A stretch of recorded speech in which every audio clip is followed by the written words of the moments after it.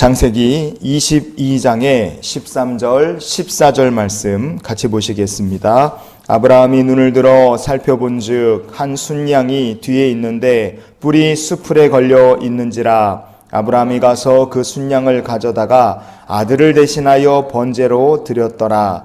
아브라함이 그 땅 이름을 여호와 이레라 하였으므로 오늘날까지 사람들이 이르기를 여호와의 산에서 준비되리라 하더라. 아멘.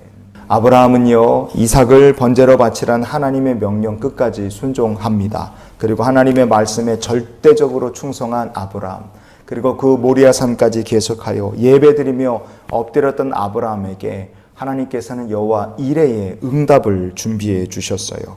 근데 우리가 오늘 나누고 싶은 것은 여호와 이레의 응답이라는 것이 한 개인에게만 하나님 약속하신 축복이 아니라 여호와 이레의 은혜가 가정에도 임할 것이고 공동체에도 임할 것이고 나라와 민족 위에도 임할 수 있다는 것을 우리가 기억했으면 좋겠습니다. 그래서 하나님께서는 아브라함의 후손인 이스라엘 백성들을 이렇게 훈련시키셨습니다. 레위기 19장의 23절과 24절을 같이 보시겠습니다. 너희가 그 땅에 들어가 각종 과목을 심거든 그 열매는 아직 할례받지 못한 것으로 여기되 곧 3년 동안 너희는 그것을 할례받지 못한 것으로 여겨 먹지 말 것이요 넷째 해에는 그 모든 과실이 거룩하니 여호와께 드려 찬송할 것이며. 아멘. 하나님께서는 이스라엘 백성들이 가나안 땅에 딱 들어간 다음에 그 땅에서 과목을 심으면 처음 3년 동안은 할례를 받지 못한 거니까 먹지를 말아라, 그렇게 말씀하셨어요. 4년째 해에 열린 열매는 그러면 그건 어떻게 되느냐, 그거 거룩한 것이니까 하나님께 전부 드려라, 그렇게 말씀하셨습니다. 언제부터 먹을 수 있습니까? 가나안 땅 들어간 다음에 과목을 심으면 5년째 되는 해부터 심은 열매를 이스라엘 백성들이 먹을 수 있는 거예요.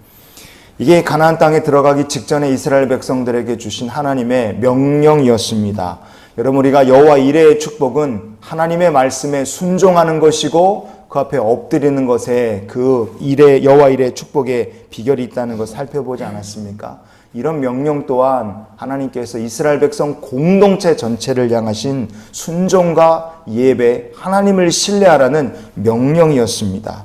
그럼 이런 생각이 들죠. 한편으로는 아니, 하나님 가나안 땅 들어간 다음에 4년 동안 그럼 뭘 먹고 삽니까? 그런 생각을 할 수도 있어요. 하지만 여호와 이레의 은혜를 준비하신 하나님께서 이스라엘 백성들을 위해 아무것도 준비한 것이 없으실까? 결코 그렇지 않습니다. 다 준비를 해 놓으셨고 순종하는 자를 위해 여호와 이레의 축복이 있고 순종하는 가정과 공동체를 위해서도 하나님께서는 지금도 여호와 이레의 은혜를 베풀어 주시는 줄 믿습니다. 성경은 하나님께서 뭘 어떻게 준비하시는가를 이렇게 얘기합니다. 신명기 20장의 19절과 20절을 같이 보시겠습니다. 너희가 어떤 성읍을 오랫동안 에워싸고 그 성읍을 쳐서 점령하려 할 때에도 도끼를 둘러 그곳에 나무를 찍어내지 말라. 이는 너희가 먹을 것이 될 것임이니 찍지 말라. 들의 수목이 사람이냐? 너희가 어찌 그것을 에워싸겠느냐? 다만 과목이 아닌 수목은 찍어내어 너희와 싸우는 그 성읍을 치는 기구를 만들어 그 성읍을 함락시킬 때까지 쓸지니라. 아멘. 옛날 전쟁은 성을 함락하는 전쟁이었다 보시면 됩니다. 요충지에 딱 있는 성을 함락한다. 그러면 방법은 두 가지예요. 성벽을 넘어가든지 성문이나 성벽을 깨고 들어가든지 둘 중 하나입니다. 그 과정에서 주변에 나무들이 있다 싹 다 베서 공성을 하는데 어떻게든 다 갖다 끌어서 쓸 수밖에 없습니다.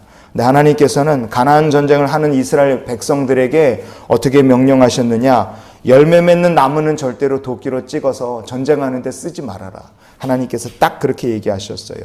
여러분이 이 말씀에, 이 명령에 담긴 중요한 영적 의미가 무엇이겠습니까? 레위기에서 말씀하셨잖아요. 가나안 땅에 들어가서 심은 다음에 그 과일의 열매 4년까지도 못 먹어요. 5년째부터 먹을 수 있다, 이겁니다. 하나님께서는 전쟁을 하는데 죽느냐 사느냐 이기느냐 지느냐의 절체절명의 순간에 과일이 있는 열매 있는 나무라 그래서 그거 뭐 봐주고 그럴 정신이 어디 있겠습니까? 그러나 하나님께서는 열매를 맺는 나무는 도끼로 찍어서 전쟁하는 데 쓰지 말라고 얘기하셨어요. 그것은 이 전쟁은 하나님께서 함께 하시고 여호와께 주신 약속이 있는 전쟁이기 때문에 반드시 승리할 거라는 하나님의 승리의 보증입니다.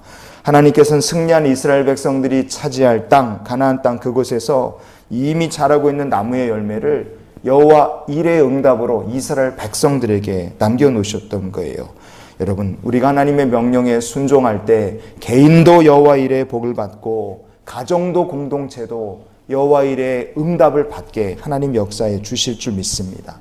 그렇다면 우리가 여호와 일의 응답을 받는 성도답게 살기 위해서는 무엇을 해야 되느냐 이거예요. 하나님 예비하신 축복 앞에 우리가 할 것이 무엇이냐? 나도 가정도 공동체도 할 것은 하나입니다. 오늘 말씀의 결론으로 신명기 6장의 11절과 12절 말씀을 같이 보시겠습니다. 내가 채우지 아니한 아름다운 물건이 가득한 집을 얻게 하시며 내가 파지 아니한 우물을 차지하게 하시며 내가 심지 아니한 포도원과 감람나무를 차지하게 하사 내게 배불리 먹게 하실 때에 너는 조심하여 너를 애굽 땅 종되었던 집에서 인도하여 내신 여호와를 잊지 말고. 아멘.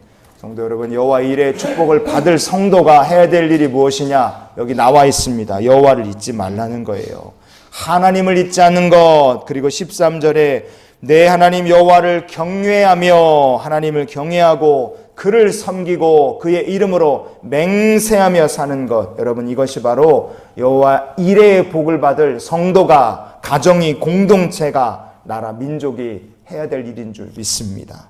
여호와 일의 복을 받는 비결은 다른 데 있지 않습니다. 순종하고 아브라함이 그랬던 것처럼 엎드리고 하나님께 구하는 것이고요. 여호와 일의 복을 받기를 원한다면 우리가 그 복을 주신 분이 바로 하나님이심을 잊지 말고 여호와를 경외하며 주님 앞에 엎드릴 수 있는 믿음의 성도, 믿음의 가정, 믿음의 공동체가 되어야 될 줄 믿습니다. 그렇게 될 때 우리의 삶 속에 여호와 일의 복이 끊어지지 않고 공급될 줄 믿습니다. 그래서 오늘 한날의 삶을 우리가 이런 기도로 살았으면 좋겠어요. 하나님, 오늘도 우리 가정과 공동체를 위해 예비하신 여호와 일의 복을 누리게 하여 주시옵소서. 여호와 일의 복을 아브라함 한 사람에게 주신 것이 아니라 이스라엘 백성 전체에게도 하나님께서 이렇게 여호와 일의 축복을 주셨다는 것을 우리가 기억해야 됩니다. 오늘 이 시대를 살아갈 믿음의 공동체, 하나님의 백성, 주님의 가정된 여러분의 삶 속에도 여호와 일의 은혜가 예비되어 있음을 기억하시기를 바랍니다. 그 복을 주신 여호와 하나님을 잊지 말고 아브라함이 그랬던 것처럼 여호와 하나님을 경외하며 하나님의 축복을 누리며 사는 주의 백성들이 다 되시기를 예수님의 이름으로 축원을 드립니다.